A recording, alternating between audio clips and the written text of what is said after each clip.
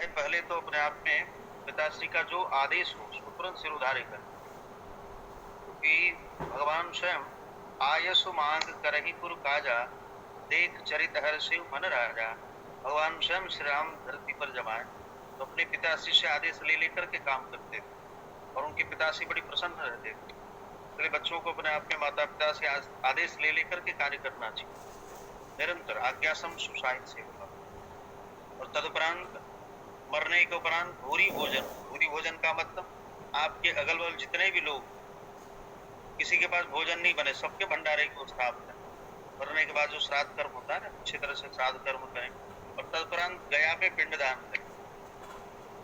आज के पढ़े लिखे लोग कहते हैं ये सब दान करने से क्या फायदा, अरे वहाँ मोबाइल फोन रहेगा तो पूछोगे पापा पहुंचाया कि नहीं, वहाँ तो मोबाइल फोन होगा नहीं, क्या पूछोगे पिताजी पहुंचाया कि नहीं पहुंचाया।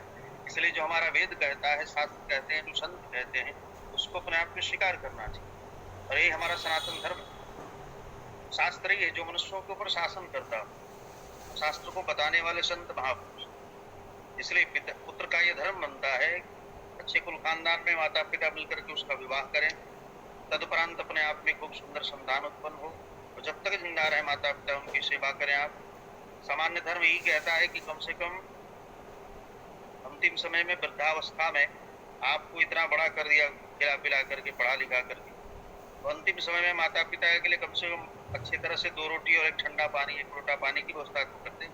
ये है सामान्य धर्म जो आज के बच्चे नहीं कर पा रहे, ले जाकर के वृद्धाश्रम में छूट दे रहे माता पिता को। जिन माता पिता ने आपको इतना बड़ा किया, पढ़ाया लिखाया, हम और आप ले जाकर के वृद्धाश्रम में डाल दें।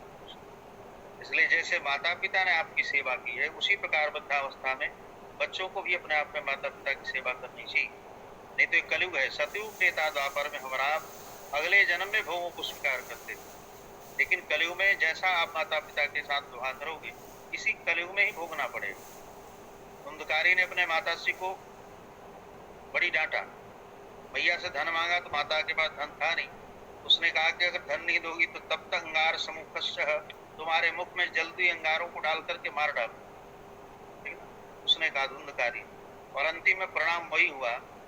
5-5 वेश्याओं, माता पिता जब चले गए 5-5 वेश्याओं को ले आकर के घर में रखा और वेश्याओं को धन चुरा करके ले आया राजा के घर से। वेश्याओं ने सोचा कि अरे ये तो पकड़ा जाएगा, हम भी पकड़े जाएं। तब जाकर के वेश्याओं ने, जैसे इसने गाली दिया था माता पिता को, वैसा इसके साथ हुआ।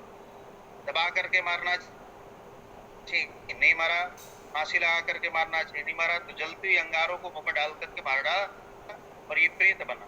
ठीक ना, हम हो या आप हो, कोई भी हो, मरने के उपरांत सबको प्रेत बनना पड़ता है। 1 मिनट के लिए, 2 दिन के लिए या फिर जीवन भर के लिए, ठीक है, प्रेत बनना पड़ता है। इसलिए प्रेत जो होते हैं, शनिवार के दिन जो पीपल का वृक्ष होता है, पीपल के वृक्ष पर 6 दिनों तक प्रेतवास करते हैं। सिर्फ एक दिन शनिवार के दिन भगवान नारायण का वास होता है, नहीं तो 6 दिनों तक पीपल के वृक्ष पर प्रेत ही रहते हैं। इसलिए पीपल के वृक्ष पर मरने के बाद घरिघंट टांगा जाता है, उस घरिघंट में अपने आप के नीचे पेंदी में छिद्र बना दिया जाता है, उसमें रेसे लगा दिया जाता है, उसमें पानी भर दिया जाता है कि हमारे जो भी पूर्वज मरे हैं ना, उनका पेट भरा रहेगा। क्योंकि प्रेत हवा रूप में होते हैं, हवा रूप में पता नहीं चलेगा, तो इसलिए अपने आप में ऊपर घरिघंट टांगा जाता है। और तदुपरांत 12 दिनों का श्राद्ध कर्म होता है, 12-13वीं, और तब जाकर के भंडारा श्राद्ध कर्म किया जाता है, तब वो पीतर योनि में जाते हैं। अगर आप जीवन में आगे नहीं बढ़ पा रहे हैं, या आपको संतान नहीं हो पा रहा है, या आप घर में अशांत हैं, आपका घर में विकास नहीं हो पा रहा, मेहनत बहुत करते हैं लेकिन विकास नहीं हो पा रहा है, इसका मतलब समझना चाहिए हमारे पीतर प्रसन्न नहीं, यानी हमारे जो पूर्वज लोग चले गए हैं उनका अभी उद्धार नहीं हुआ। क्योंकि गया में पिंडदान करने से भी उद्धार नहीं होता। श्रीमद् भागवतान मुक्ति सप्ताहम वाचनम कुरु, जब तक भागवत की कथा अपने आप में नहीं सुनाई जाए तब तक उनका उद्धार नहीं होता। गया में पिंडदान करने से भी उद्धार नहीं होता। इसलिए भागवत की कथा अपने आप के जीवन में एक बार अपने पूर्वजों के नाम से जरूर सुनाना चाहिए, और वो भी किससे सुनाना चाहिए।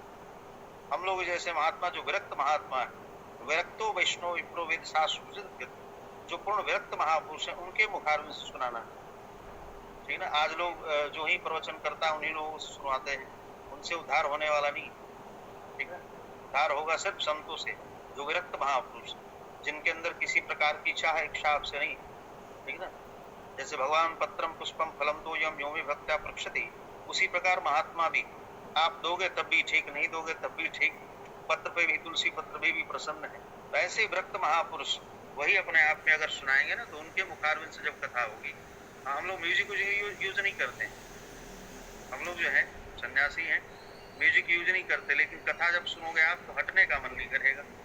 इन विरक्तों के मुखारविंद से जब कथा होगी, तब आपके पूर्वजों का उद्धार होगा, और जब पूर्वजों का उद्धार होगा ना, तब आपके ऊपर प्रसन्न हो जाएंगे और आपका तुरंत प्रोग्रेस होगा, हर क्षेत्र में आप आगे बढ़ जाओ। ठीक ना?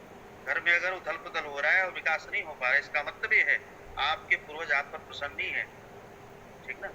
मरने के उपरांत प्रेत होते हैं, प्रेत श्राद्ध कर्म करने के उपरांत वही पीतर योनि में चले जाते हैं, और पीतर ही आगे बढ़ाते हैं, प्रेत सताते हैं।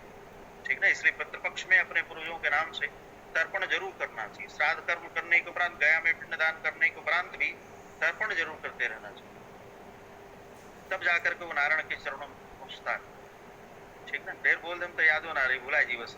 है बहुत अच्छा, आपका आशीर्वाद मिल गया और बहुत